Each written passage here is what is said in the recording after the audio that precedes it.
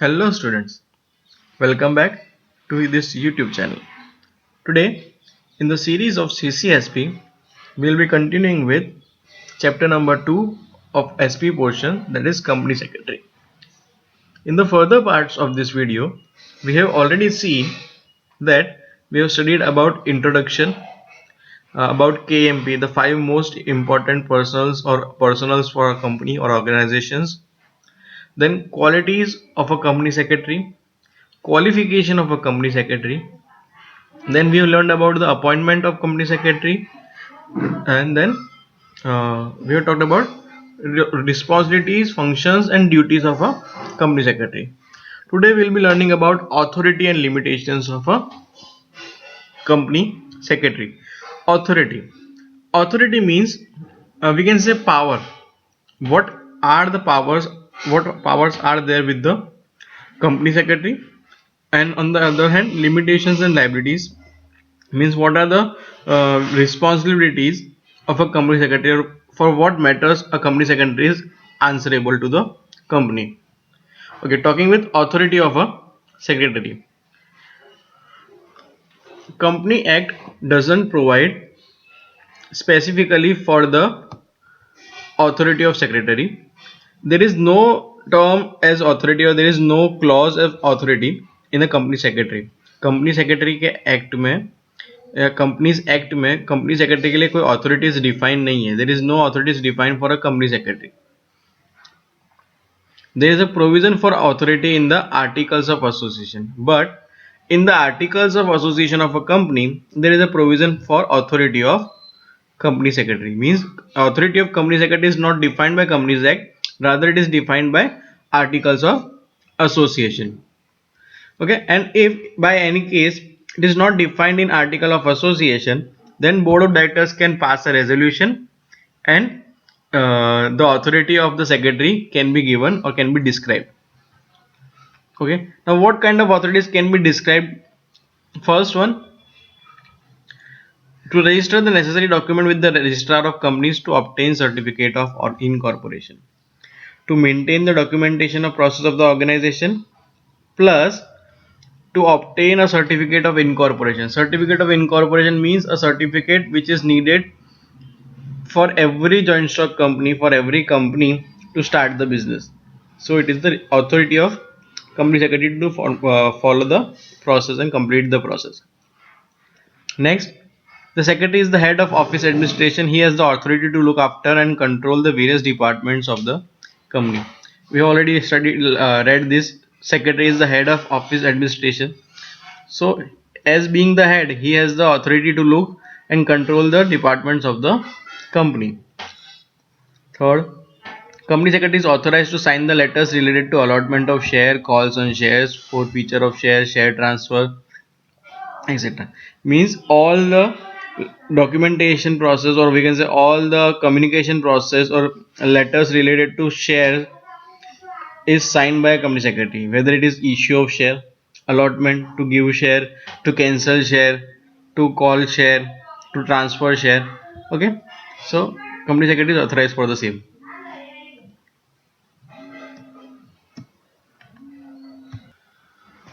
Okay, so next authority is the secretary undertakes correspondence with different parties on behalf of the company. Correspondence here means communication. So secretary does the communication on behalf of company with the different parties. Secretary is authorized to work as agent of the company. Work as an agent of a company means secretary can, wherever secretary goes, secretary represent the company. Secretary represents the company, and the secretary, the company is responsible for the act done by secretary as per power assigned by the board of directors. Whatever the powers are assigned by board of directors, secretary is responsible, or company is responsible for the act done under that power. For example, secretary, company has assigned secretary a power to communicate.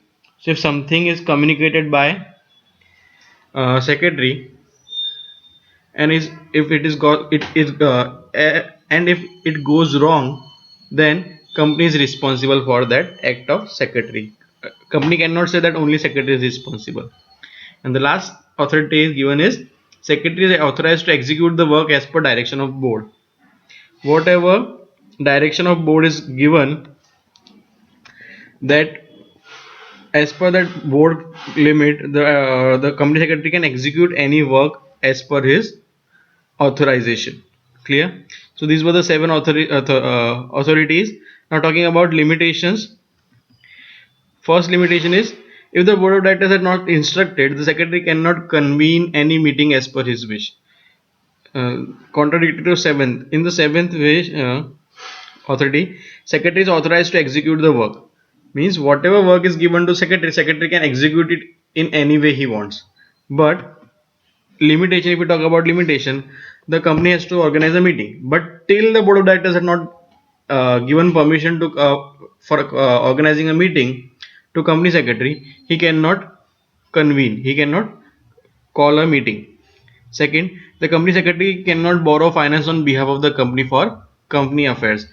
On behalf of the company, if company wants money, company secretary cannot borrow it. Company secretary cannot borrow it.